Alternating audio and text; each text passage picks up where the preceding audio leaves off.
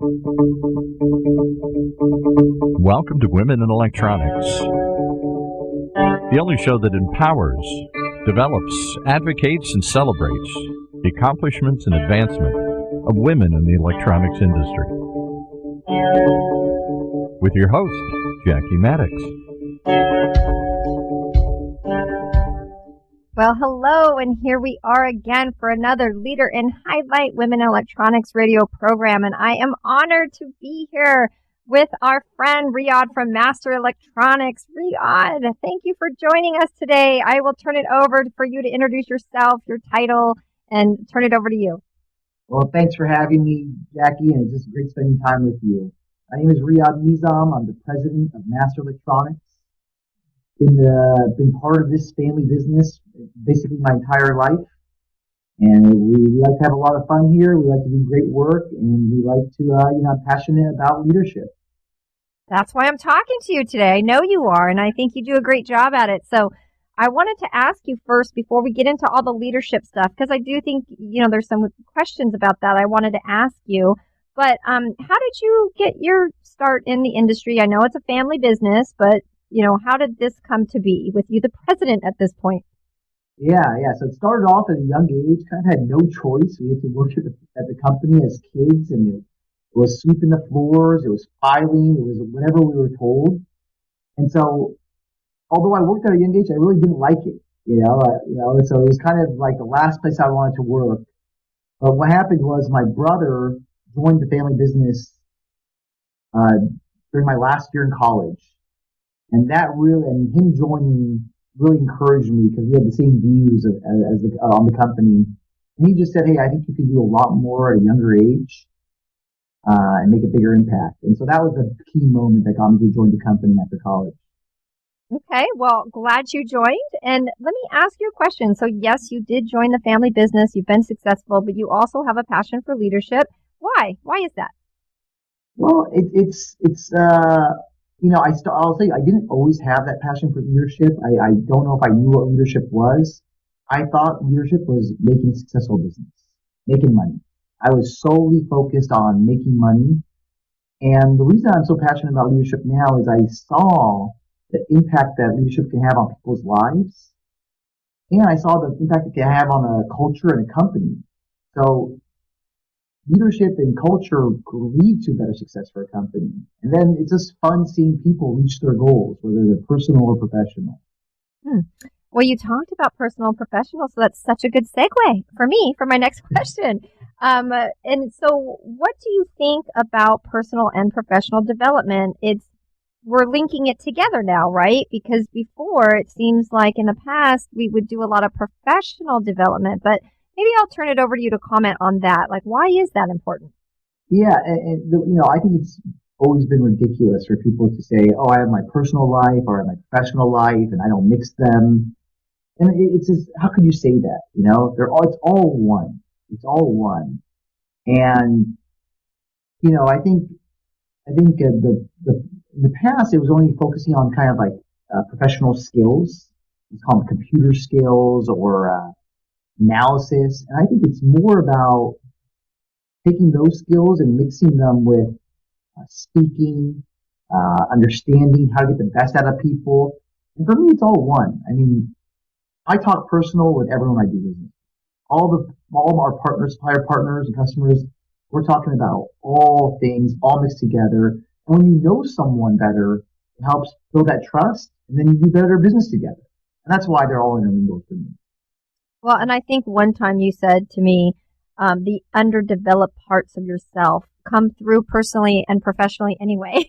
Yes. Might as well. There's no hiding it. Right. There's no hiding it. So you better work on it all. Yes. I think it's such a good point. And so while we're talking about that, for the purposes of this interview and, women in electronics, so let me turn that question over to you to ask you, so what challenges do you feel women leaders face rising up in the electronic component industry?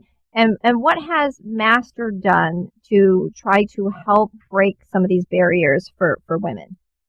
Sure. So I think a barrier that women face in this industry, and probably not only common to this industry, is essentially it's kind of a male-dominated industry. And I think anytime you're dealing with sort of change, that's tough. I think there can be biases in place that I don't think is anyone's fault. I think it's just if people are used to working with only men, I think it's natural. So I think that's the biggest challenge, just getting past that barrier and mindset. To me, the number one thing we're doing at Master and we can do in this industry is communication.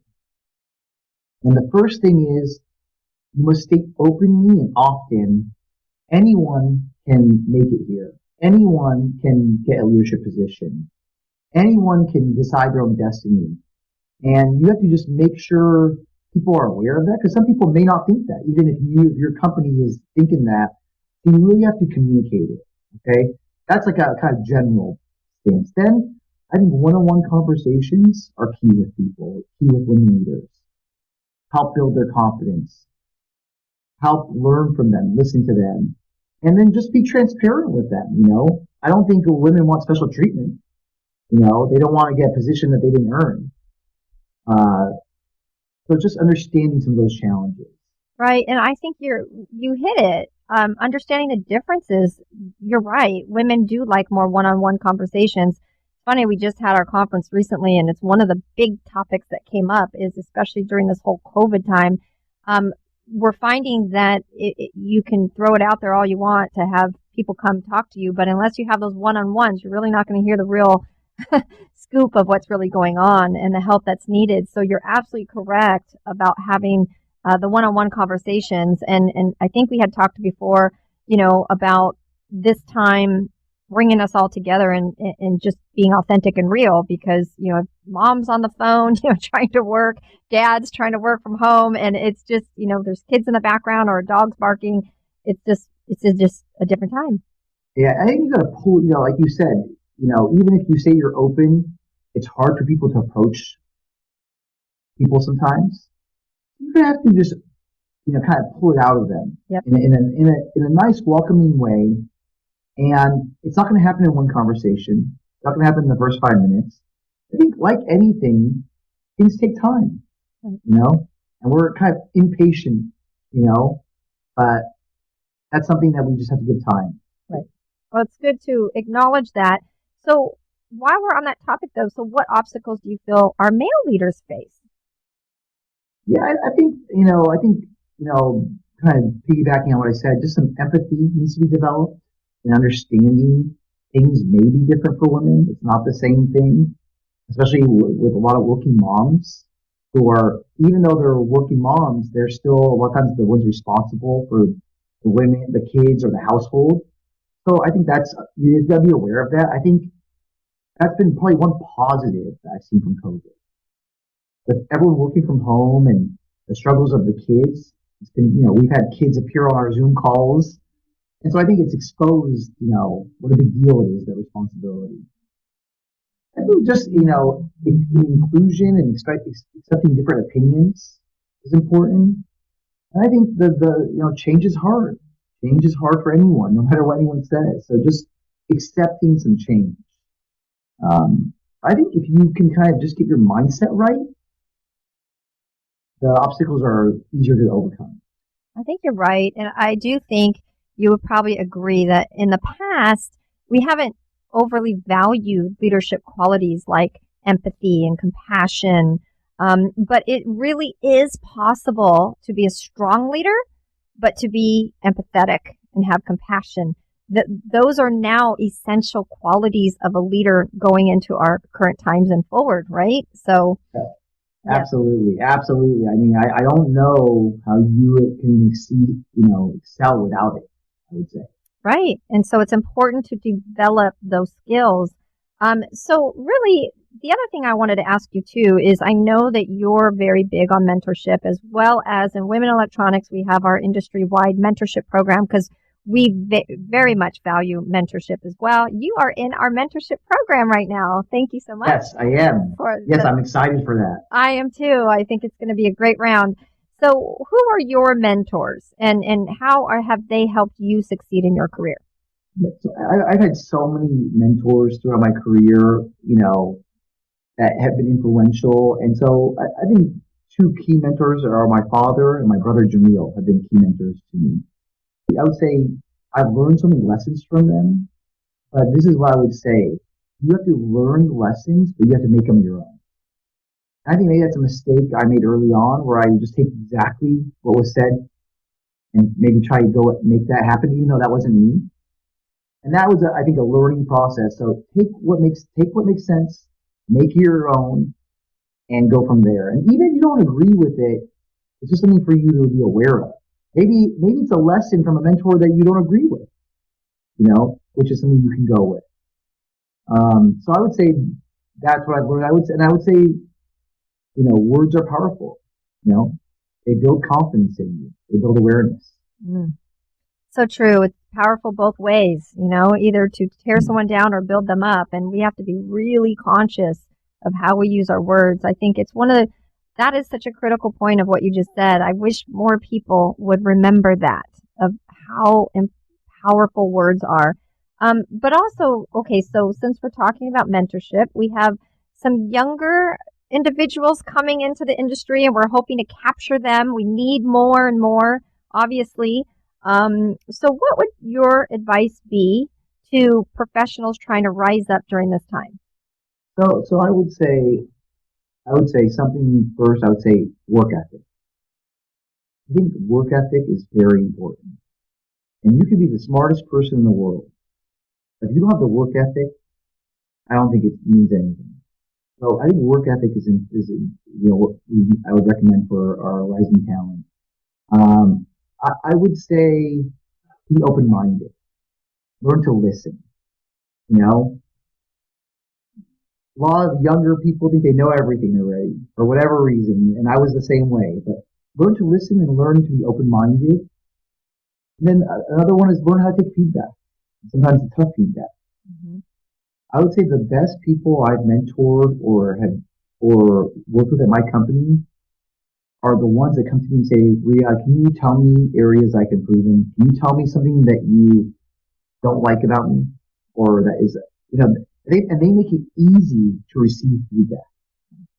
And if you can do that and you can really take it, you make it easier for everyone. And then, it shows your willingness to hear those tough conversations and learn from them.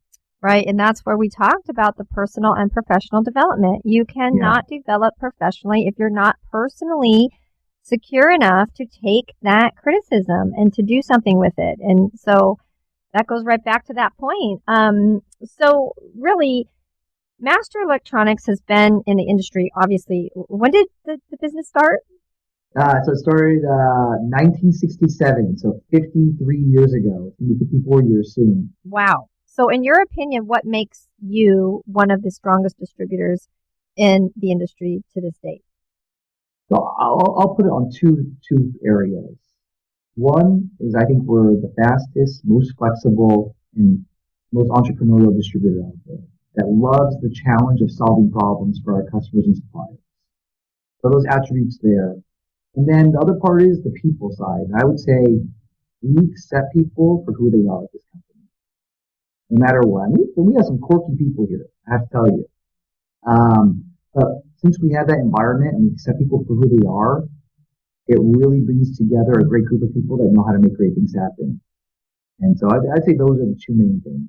Yes, and coming off this conference we just had, I'm already thinking about next year, and I would want to have you on a panel or something. You do have a lot of diversity within Master Electronics, and a lot of the industry is still trying to figure out, do we even want affinity type of groups, and how are we talking through all this stuff? You're already there doing it with a lot of this, so it would be interesting to invite you and have you participate in some conversations, because I think these are critical points to make, and some people that are already there and doing it successfully. Let's learn from all of that. But I have been to your facility. I do know, and I've worked with your people. You do have a very diverse group. I applaud you for that. And I think everybody loves working there.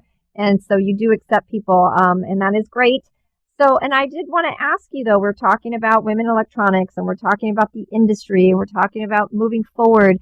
Why would something like this be important right now? You have certain companies like Master who have diversity. So why do you feel, Riad, that something like this initiative is important? Well, I think diversity of thought matters, and that leads with the diversity of people. If everyone's saying the same thing all the time, everyone's going to get very comfortable, and you're probably not going to get to the best outcome, business or culture-wise. And we need diversity because we need to challenge our thoughts. We need to see different points of view. I've seen that I will say something to three people. If you ask those three people, what did Riad mean? They tell you three different things. And this happens to all of us more than any of us know. And so I think that's why it's important to really get that diversity of thought. You can't do it as a business initiative. You can't do it as, we need to do this because it's what everyone says. You don't want to do it. Because this is not going to be a quarter initiative. It's not going to be an annual initiative. It's going to be a ongoing initiative. So it's got to be something you truly believe in and the people around you believe in. And if not, I don't think you can make it, you can fake it. I think that is such an excellent point, and I think you can have some really bad hires if you're hiring for the wrong reasons, right? You're just trying to say you're doing something. Just don't do that. That could end up to be a disaster. Yes. So, but we will continue, and we have to wrap it up for today.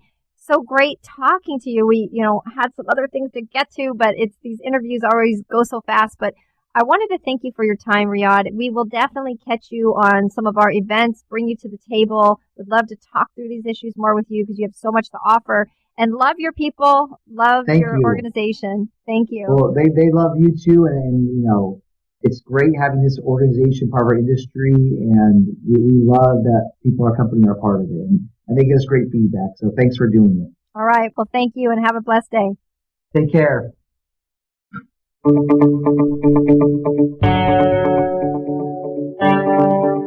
You've been listening to another episode of Women in Electronics, right here in Orange County's only community radio station, octalkradio.net.